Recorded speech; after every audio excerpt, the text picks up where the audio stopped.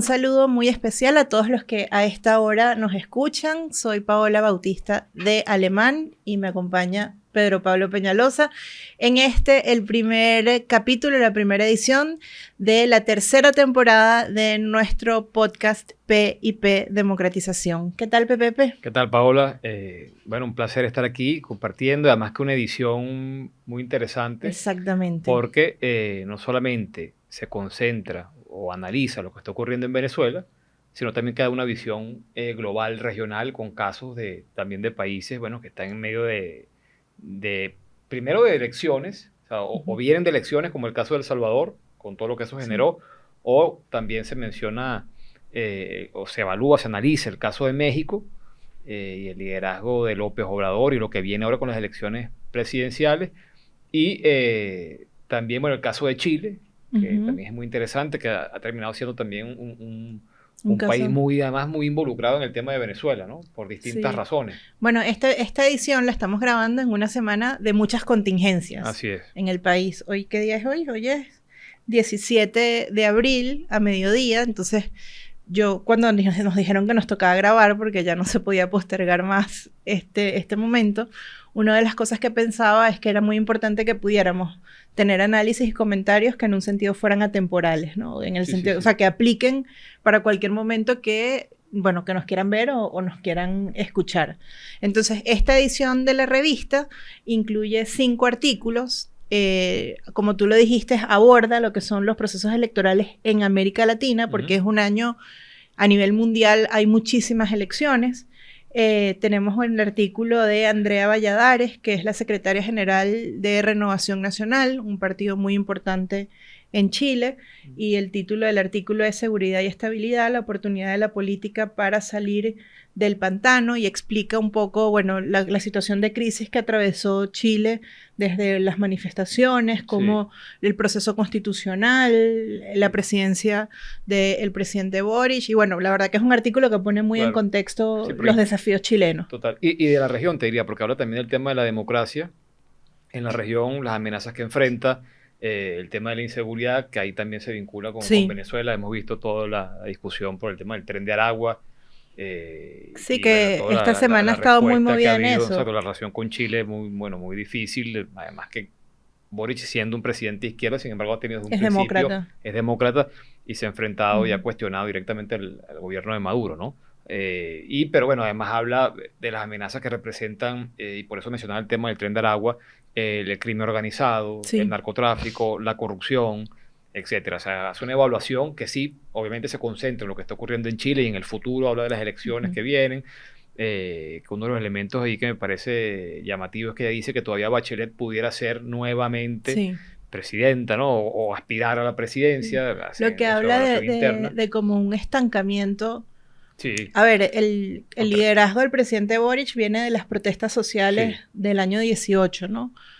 Pero bueno, la verdad es que el desempeño del presidente Boric en el Ejecutivo, las encuestas muestran que no tiene el nivel de aceptación que tenía cuando llegó, ni el que se espera de un desempeño, bueno, con aprobación popular. No, bueno, y el fracaso de la constituyente, ¿no? O sea, el fracaso de la constituyente. Con ese proyecto y digamos que marcó la suerte de su gobierno a que eso avanzara y bueno, ha fracasado por completo. Al final los chilenos han dicho, mira, mejor como que déjame la constitución prefiero tal como la está constitución allí, reformada porque, de Jaime Guzmán en 1980 y pa'lante. Y ahí vemos, ¿no?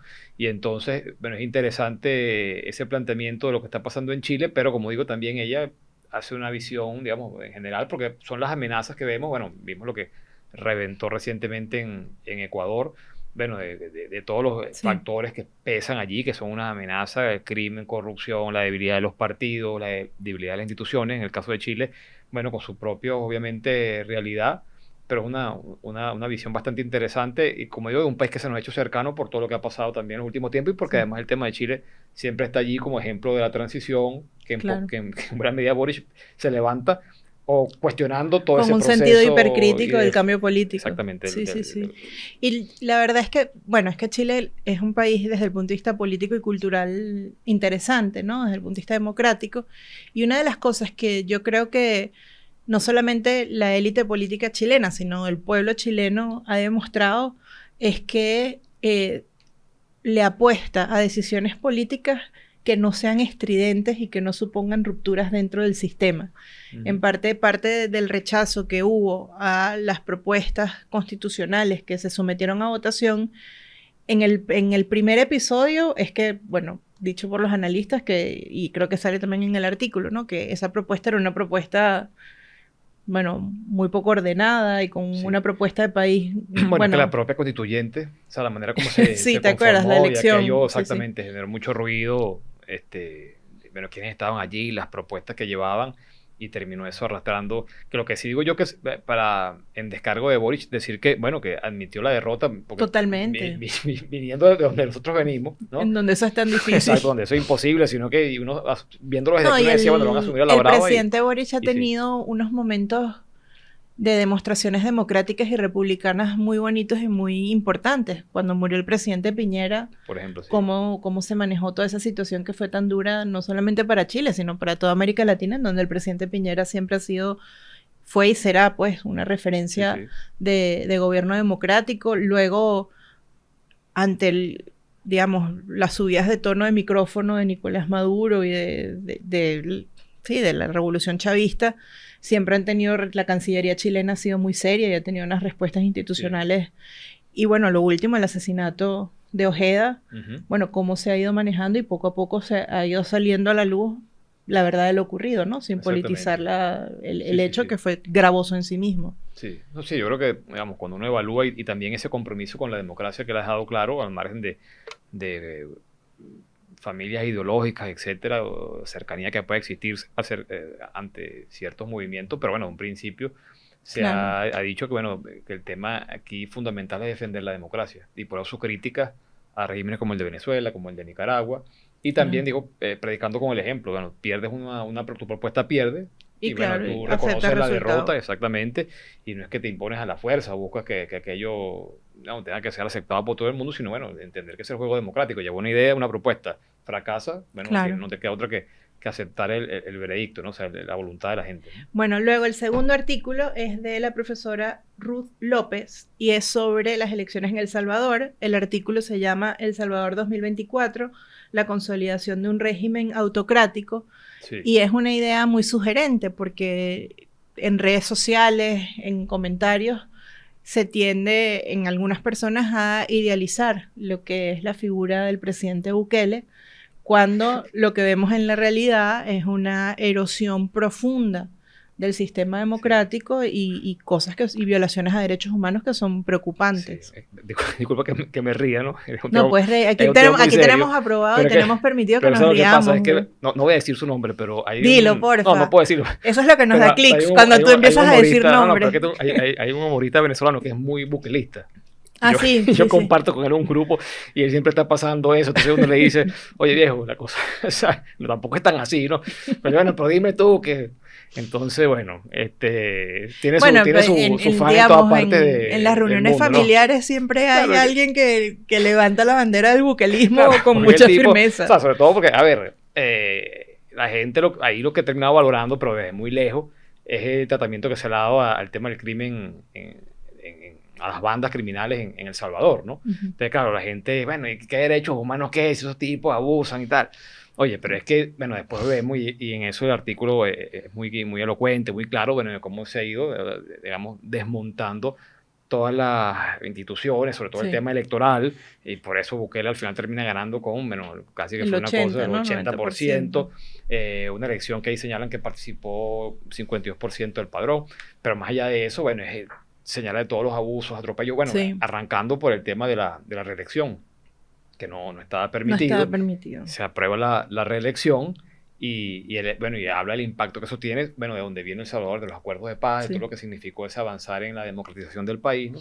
Y ahora cae en esto. Sí, a mí me preocupa mucho el carácter modélico, es decir, que haya personas, incluso de alto nivel, digamos, o sea, no personas sin criterio, sino que con aparente criterio, que tienden a exaltar este tipo de gestiones del poder, cuando sabemos que, bueno, yo quiero ver el día que Bukele no sea popular. Sí, claro. ¿No? O sea, ahí es donde comienza el problema. Cuando Bukele no sea popular, cuando exista un actor político que lo derrote en las urnas, que eso puede pasar. Claro. porque el ejercicio del poder desgasta, puedes bajar en las encuestas y puede venir alguien que te Si derrote. es una democracia, existe alternabilidad y es posible que la oposición llegue al gobierno. Si es una democracia, ¿no? En los países que no lo son, pasan 25 años sin cambio. Y luego hay otra cosa que sí lo tengo que decir aquí con afán doñístico, porque lo digo dignamente con afán doñístico, y es que a mí no me gustan sus formas. Esa broma, un presidente, prender la broma, hacer un TikTok, bailar, menear la cadera, tal. Es que esa cosa, es que puede ser, eso no va. O sea, digamos, quizás es que yo estoy vieja y puede pasar, no importa, lo asumo con absoluta dignidad, pero es que me parece que es un despropósito. O sea, la cosa es que al final tiene pegada y ahí podemos conectar con el artículo que habla de México, ¿no? El de Alejandro Mota, nuestro querido Alejandro Mota, que se llama Un fantasma llamado Gramsci recorre México. Exactamente. Bueno, que es ese tema cultural. De hecho, él destaca cómo las encuestas van señalando, en el caso de México, pero creo que puede ser visto lo que pasa con Bukele y podemos verlo en toda la región. Bueno, la gente que dice, si me resuelve, yo lo apoyo, aunque no sea democrático o no se detiene en que no respete las formas. Es un desgaste de la cultura democrática. Exacto. Y está el tema, y por eso mezclaba también el tema cultural de cómo el tipo se convierte, bueno, al final es un rockstar, ¿no? O sea, Bukele es eso, al final. O sea, el tipo con sus redes le responde a aquel, le responde al otro. Bueno, que acá tenemos el fenómeno de la cava, que quizás se le parece, ¿no? O sea, tienen puntos en común, sobre todo en la gestión... Es la gestión de la imagen política con criterio de espectáculo. Es decir, que genere... A mí se me ocurrió otra cosa, pero me voy a quedar con tu expresión, que es mucho más elegante, respetuosa, comedida, mesurada. Pero bueno, volviendo a Bukele, prefiero que... al final es eso, ¿no? Que es el tipo que sale a hacer show y mucha gente se conecta con eso, porque también expresa, y por eso lo recordaba el artículo sobre México, bueno, el desgaste de la clase política tradicional a la que se le cuestiona, que llegan al poder no para responder a los problemas, igual, y también eso lo menciona, por cierto, el artículo de Chile, ese desgaste del liderazgo tradicional de los partidos. Entonces, claro, sale este tipo, ¿no? Viene a romperlo todo porque todo está malo y a comenzar todo de cero. Sí, desde la irracionalidad. Entonces, claro, y te conecta allí y claro, el tipo, como digo, maneja las redes y tal, y hasta la manera como se viste, es otra cosa, ¿no? Y claro, y después tiene todo un aparataje de propaganda tremendo, porque yo he visto unos videos del tipo presentando una biblioteca. El de la biblioteca, y yo vi uno que era como el mensaje de Navidad de la familia. Sí. Pero yo tengo una cosa, ahí lo dramático, así siendo absolutamente pesimista y dejándonos hundir en el lodo en este capítulo así radicalmente. Lo lamentable no es que ese tipo de personas o políticos existan, sino que haya una sociedad que se vea representado en esa imagen. Por eso, hace unos días hubo una cosa en Puerto Cabello. Una cosa. Oye, yo quisiera evitar continúa. Hubo una cosa en Puerto Cabello. Sí. Y en esa cosa que hubo en Puerto Cabello salió un video con un dron de un montón de Ferrari y tal, una cosita así, ¿no? Víctima del bloqueo. Ajá. Y una cosa que a mí me gustó mucho y que sentí orgullo venezolano, o sea, me parece que cuando uno vio en las redes lo que hubo fue repudio. Ah, eso sí. Claro, porque además es una cosa vulgar. O sea, es como tocarte la nariz, o sea, como decirte, qué necesidad. Bueno, eso pasó. De emergencia humanitaria, y sale algunos tipos con Ferrari, y después otros, pero tú cierto tipo que obviamente la pasan muy bien, pero te lo restriegan en la cara. O sea, todos sabemos que la están pasando muy bien, excelentemente, que no y que se lo tripean, o sea, buenísimo. Pero de ahí a que hagas de eso ostentación, o sea, claro, la gente los agarró. Bueno, yo me acordé, hay un autor, ahorita no me acuerdo el nombre, que es británico, que tiene un texto que es un clásico sobre cambio político, se llama Barrington Moore, muy famoso. Y una de las cosas que dice este señor es que ningún sistema político, sea democrático, sea autocrático, se sostiene en condiciones de desigualdad profunda.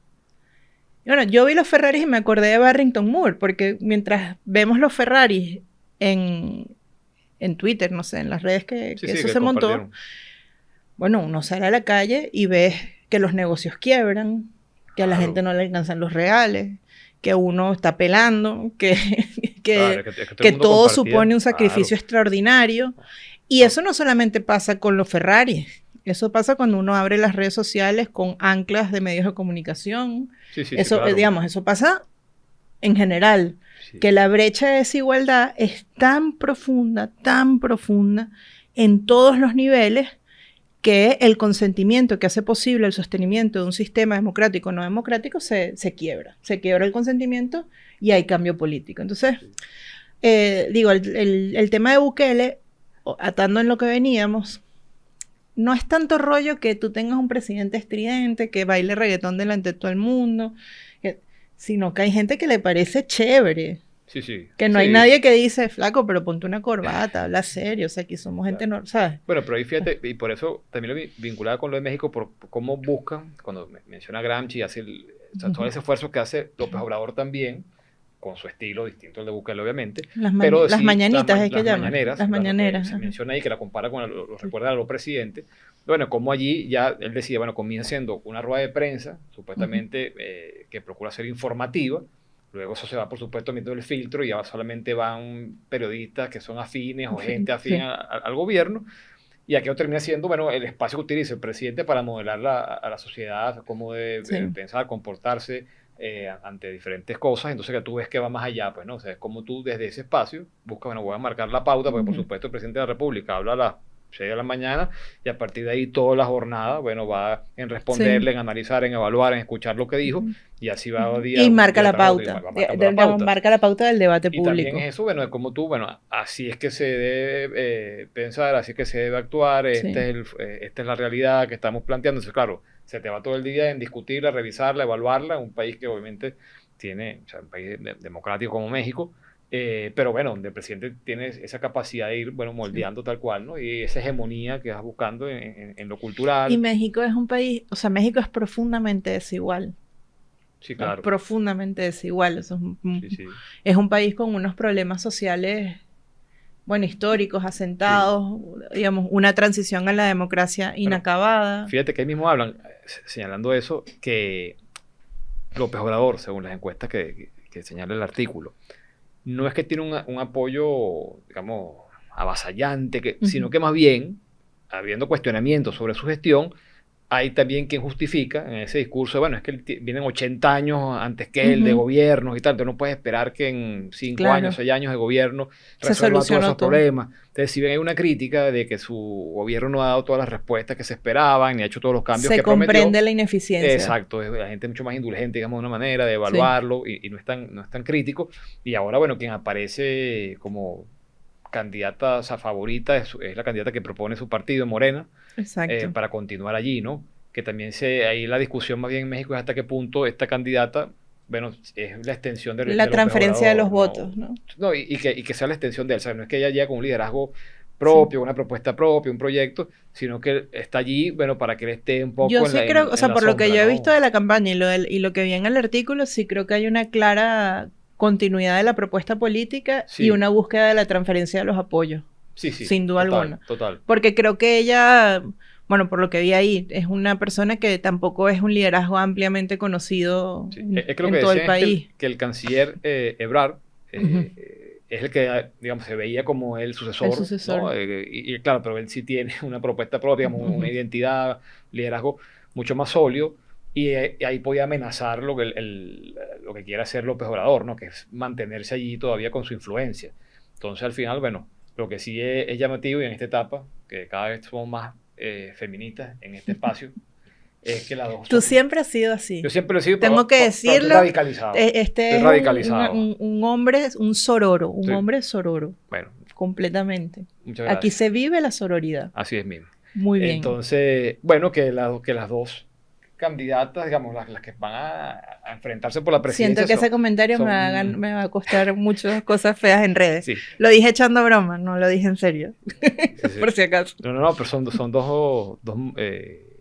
dos mujeres, a las candidatas, tanto la oposición como el gobierno. Así que México, que ha tenido también esa tradición de un país machista y todo aquello, bueno, va a tener una presidenta, ¿no? Va a tener una presidenta. Bueno, y esta señora Xochitl, yo tuve la oportunidad de conocerla hace unos meses. Es una señora que no viene del mundo político, que se ha hecho a sí misma, o sea, es empresaria, ha tenido construyó, ¿no?, un patrimonio económico con un liderazgo político, cuenta con el apoyo de una alianza que hace décadas era impensable, que es la alianza PRI y PAN, que antes es una alianza que era impensable en determinados momentos. y bueno, ya veremos lo que arrojan las urnas. Sí. Entonces, tenemos otro artículo que habla sobre Argentina, que se llama El desafío de Argentina, que lo escribió Miguel Gómez Golding. Él es jefe de despacho de la Cámara de Diputados de ese país y profesor de la Universidad Austral. Y bueno, habla del fenómeno Milei, ¿no? Sí, bueno, que hablando de fenómenos, de liderazgos fuertes. Estridentes. Que llega, sí, total. Y además que llega sin ese apoyo digamos, de un partido, que por cierto, de una estructura partidista. Porque en este espacio hablamos de todo, Milei terminó con la novia. Sí, eso ¿viste? Vi. Bueno, es que fíjate tú. Terminó por eso con la novia. Bueno, pero es que fíjate, hombre casado no puede luchar por la justicia. ¿Tú dices? Totalmente. O sea, Superman no se ese casó. Ese comentario es bastante machista. Sí. Digo, no. Te estás echando para atrás en tu manifestación feminista. Es que ese es un hecho, o sea, Superman, Batman. No estoy de acuerdo. Spider-Man, Aquaman, ninguna de no se casó. No estoy de acuerdo contigo. O te dedica a la familia, como ese uno que es serio, o te dedica a luchar por la justicia. Entonces, este señor... No estoy de acuerdo contigo. Pero bueno, no vamos a quedarnos pegados en este punto. En ese tema. En el estado civil de Batman. Que la novia también era un poquito como él. Sí. Un sí, tal para cual. Tú lo veías y decías, pero esto era pareja, compañero, te la buscaste. Sí. Ella y el perro, tal. Se consiguieron ahí. Pero sí, claro. Ojalá quizás vuelven. Llega... ¿No? Bueno, todo es posible. Todo es posible, pueden volver. De repente ahí lo que sí es que, claro, Milei llega con todo. O sea, pero sin esa estructura.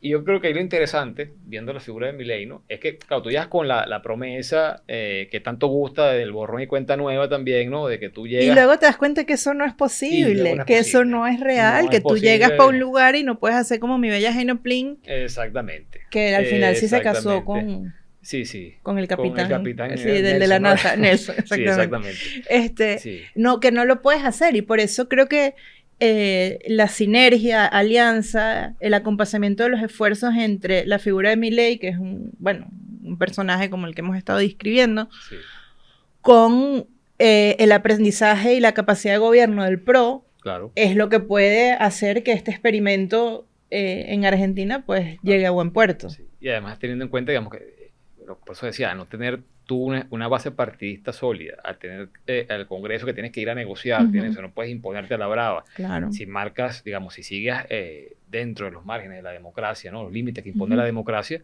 pues bueno, te obliga a eso. Ahora, claro, el tipo llega de nuevo, bueno, con apoyo. Una tromba, ¿no? O sea, además con toda la fuerza, ¿no? El tipo viene con... porque también expresa, y eso también es lo interesante, viendo los otros ejemplos que mencionábamos, bueno, ese desgaste de la clase política tradicional. O sea, al final Milei llega también por ese rechazo que existe, porque bueno, la otra opción era un tipo que venía a ser ministro con los Kirchner, ¿sabes? Entonces tú dices, bueno, compañero, o sea, siendo así, no ¿no? Opción. Claro, al final, pero bueno, él también en el mismo camino tuvo que hacer algunos ajustes, ¿no? Yo creo que él es de formas estridentes, sin duda alguna, es excéntrico, es estridente. Sí. Eso, digamos, no es nada nuevo lo que estoy diciendo. Como tomo las fotos que hace así que... Sí, no, es de forma... Es demasiado. Sí, digamos, él no ha salido bailando reggaetón, pero en tres doritos después sale. O sea, el tipo es rockero. O sea, el tipo él sale, pero creo que la misma realidad le ha impuesto una dinámica política en donde tiene que apalancarse en instituciones y en estructuras preestablecidas, porque es que si no es que no avanza, o sea, no tiene cómo caminar, ¿no? Hacia la democracia. Sí creo que su discurso... El discurso de él de toma de posesión, cuando dijo no hay plata, sí, cómo no, marcó como un ritmo del ejercicio del poder. Y se lo pasan algunos después. En stickers. No hay plata. Gustavo Alemán tiene ese sticker y me lo pasa cada rato. Sí, el sticker, el video, el tipo viejo, por fin me trajiste. No hay plata. Nosotros tenemos un chat con los niñitos y cada vez que hay alguna petición, Gustavo Alemán saca el sticker de Milei. No hay plata. Es muy útil. Pero, digo, creo que eso generó como una barra. Bueno, que lo mismo de Luis Herrera cuando recibió el poder, que dijo, recibe un país hipotecado, ¿no? O sea, eso genera ante la opinión pública como unos pies a tierra frente a las decisiones económicas que hay que tomar, ¿no? Y creo que eso es importante y por el bien de todos ojalá les vaya bien, ¿no? Sí, claro. Y llega, bueno, eso también marcando es la ruptura, o sea, total. Y también es, por eso decía que es entender que la población a veces se llega cuando dice, bueno, pero ¿cómo es posible? Porque tú ves a Milei cuando arranca todo esto, y te lo juro, tú lo ves en los programas de televisión, cuando él aparecía, yo decía, este señor no hay, o sea, pero así por no se favor, puede llegar muy lejos. La relación con Bullrich. Total. Con la ministra. Claro. En la campaña si hubo un trato arisco y Durísimo. hostil, durísimo, Sí, sí, sí. con respecto a su par, que era la candidata Bullrich, y después ahorita es su mano Claro, su derecha, mano derecha. ministra, o sea, No, y además lo que te digo, pero él siendo parlamentario, que tú lo veías opinador, que aparecía en programas de televisión, yo decía, pero un tipo así, o sea, que tanto, o sea, ese no puede llegar muy lejos, una persona que tiene esos estilos, esa forma. Obviamente no lo vi muy claro, no. creo que tus Sí, predicciones últimamente no están muy asertivas. déjenlo así, sí, no me hagan caso. Pero Sí, bueno, pero fíjate cómo, pero también lo que digo es que uno lo ve desde fuera, pero quizás no era verlo a él, sino era escuchar a la gente. O sea, que yo cuando veía después el tipo crecer y sí, los puntos que tenía, yo decía, bueno, es que uno está viendo el personaje, pero es lo que representa. O sea, cómo él logró conectar con ese sentimiento de, bueno, que de ruptura, que claro. estamos cansados, de que la clase política no da respuestas, de que el país se hunde en la Bien. crisis económica, en la pobreza, y bueno, apostamos por este señor que, claro, en un contexto quizá, digamos, normal, quizá no hubiese llegado tan lejos como lo ha hecho, pero ahorita sí fue como bueno, el grito de Argentina, pues, Sí. de la población, de la ciudadanía argentina, decir ya basta, y vamos con este, y bueno, si los demás fracasaron, vamos a probar con Vamos este a señor a probar ver con qué este pasa, ¿no? caballero y ojalá le vaya bien. Y el último artículo que tenemos en la revista, y que lo dejé para el final porque creo que para el momento que estamos viviendo, Sí, pues claro, es ya. noticioso y relevante, es un artículo de Miguel Ángel Martínez Meucci que es sobre Venezuela y se llama Elecciones 2024 y él se pregunta si es un posible punto de inflexión. Sí, yo creo que el artículo es bien interesante. Primero, en ese mismo contexto internacional, evalúa el impacto que tiene esta elección Ujú. para la comunidad internacional, ¿no? Evaluando lo que ha significado el chavismo para América Latina, o sea, cómo ha ido buscando desplazar las instituciones que Ujú. existían, Mercosur, OEA, etcétera, creando otras estructuras que él advierte, ciertamente no tuvieron la pegada quizá que Ujú. aspiraba el chavismo, pero sí han servido para sacudir el tablero en la región. Eh, Luego de esa visión también, bueno, hace una evaluación de la crisis venezolana, de dónde estamos parados, pero ahí lo interesante al final, ya que también tenemos el tiempo Cortico, nos están corto, haciendo señas. bueno, es preguntarse hasta qué punto él advierte la elección, en este caso la elección Ujú. presidencial en Venezuela, no es garantía de alcanzar la transición a la democracia, ¿no? Claro. Pero hasta qué punto, y hace una evaluación de por qué esto es así, de los actores que intervienen allí y el compromiso que debe existir por el cambio. Bueno, pero también hasta qué punto eso puede, o sea, qué elementos deben confluir, deben darse para que esa elección sí se convierta en un factor, bueno, De cambio detonante, digamos, de político. cambio político que empuje hacia allá, siempre cuando todos los involucrados en ese esfuerzo, bueno, estén comprometidos con esa idea del cambio y no Claro. estén jugando a otras cosas, ¿no? En dos bandas. Exactamente. Sí, yo creo que el artículo bueno, como escribe Miguel Ángel, ¿no? Que primero que está muy bien escrito y se deja leer muy bien, pero también es profundamente realista frente a Ujú. la coyuntura que tenemos, ¿no? A veces escuchamos analistas que quizás con agenda propia o con vehemencia dicen, ya empezó la transición, Sí. vamos, como si hubiese una inercia de cambio indetenible, y realmente pareciera que no es así, que el contexto político está exigiendo el obrar humano, es decir, que cada uno de nosotros ejerza la libertad en la vocación política para construir un camino de unidad y voto que haga de esta coyuntura un proceso de cambio, pero que naturalmente no lo va a hacer porque, bueno, efectivamente al frente tenemos un actor político que lleva casi 25 años en el poder y que no quiere dejarlo, y que esto supone un parteaguas, ¿no? En la historia de nuestro país. Y creo que ahí, y ese sí quisiera que fuera el mensaje en este capítulo, es que depende mucho de lo que todos nosotros hagamos. Sin Digamos, duda. no hay inercias liberadoras Sí. incontenibles, eso no existe. O sea, Sí, y no hay, digamos, tal cual lo que él plantea ahí también, o sea, que, bueno, es que esto se decretó así y entonces sí, ya es avanza y este es el punto que como en comienza. redes donde Exacto, dice, exacto, hay una cosa ahí, ¿cómo es? No sé qué, y bendecida, bendecida afortunada, lo desafortunada, decreto, tal. lo O sea, decreto tal cual, ¿no? esa cosa no Sí, no existe, o sea, existe, sino no. que esa construcción, y por eso él habla, bueno, hasta qué punto la importancia de la elección, de cómo puede Sí, ser utilizado, él, por supuesto evalúa también lo que ha sido el liderazgo con María Corina Machado, lo que representa en este momento, la situación de la oposición, etcétera. Pero bueno, hasta qué punto, en este contexto donde María Corina Machado no va a ser la candidata, donde se uh-huh. bloquea a la otra A candidata, Corina Corina Llori, que Lloris. se presentó como candidata a unanimidad por la plataforma unitaria, bueno, pese a todo eso, cómo tú logras avanzar en ese Claro, camino y ver que esa elección sirva, ¿no? Que sea realmente útil, ¿no? Que no es una elección ahí simplemente, bueno, como él recuerda, que también existen en el país, bueno, donde yo te doy elecciones regionales y te doy 2 Claro. alcaldías y 3 gobernaciones, después te asfixio ahí, pero bueno, ahí te mantengo el juego vivo, en teoría, pero Pero no aquello suelto no, el poder sí, y central. ni se convierte, digamos, en elementos que lleven y empujen hacia una transición democrática, ¿no? Y entonces, claro, el desafío al final que se plantea es ese, ¿no? O sea, cómo hacer esta elección algo que sirva, que sea útil y que no sea simplemente, bueno, un nuevo Sí. episodio de frustración. Y entonces, bueno, pensemos en el 2030, en el 36 o en el 2100, Sí, no, que eso sí no, es no, muy no es muy complicado. simpático. Bueno, muchas No, gracias. es muy complicado. Te agradezco, Sí, pero no. o sea, yo creo que, bueno, como les dijimos, hoy es que 17 de abril y todo está en construcción. Es muy difícil en este análisis Claro. advertir y sobre todo con lo asertivo que has sido tú en las últimas proyecciones. Sí, no, mira, yo me parece que este señor, chico, Es realmente es viéndolo bien, difícil. chico, yo creo que... Y yo creo que otra clave es que en estos momentos nadie sabe lo que va a pasar. Es decir, si Exactamente. usted prende la radio, prende la televisión o ve en redes sociales y ve a un analista y un político que dice con vehemencia que sabe cuál será el futuro inmediato de este país, le están mintiendo. Dude. Dude. Sí. Porque ahorita Claro. nadie sabe lo que va a pasar.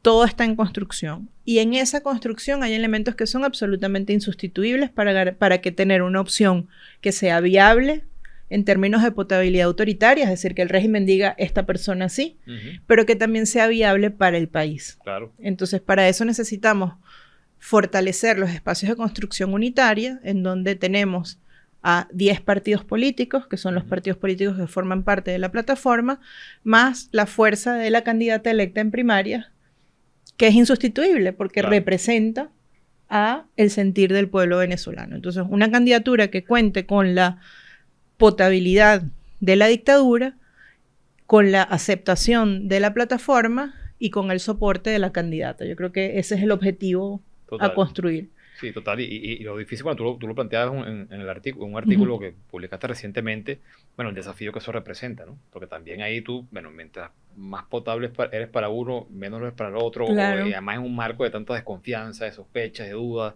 de opacidad en cómo se han planteado algunos temas. Entonces, claro, también eso es las dificultades, ¿no? O sea, no es como, no es sencillo, y hay que decir además y recordarlo en el contexto, porque pareciera a veces que, bueno, es que es un problema de la oposición, es que la oposición...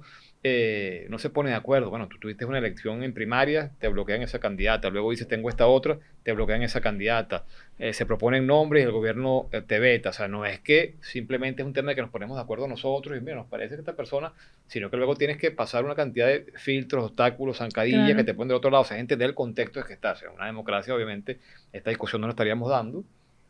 Se respeta. No, ya María Corina sería virtualmente presidente, porque ya, digamos, con ese nivel de apoyo popular, estaríamos en otra cosa. pero como no estamos en Es democracia, importante subrayarlo. como no estamos, Sí, y que es una realidad, se olvida, claro, mientras todo esto pasa, se llevan presos gente, exactamente, amenazan a las familias de los dirigentes, persiguen las fuerzas de seguridad del Estado, desaparecen personas. El día de ayer, antes de ayer, se llevaron preso a un dirigente de la Candelaria, exactamente, a un luchador social, no es dirigente, él no pertenece a partido político.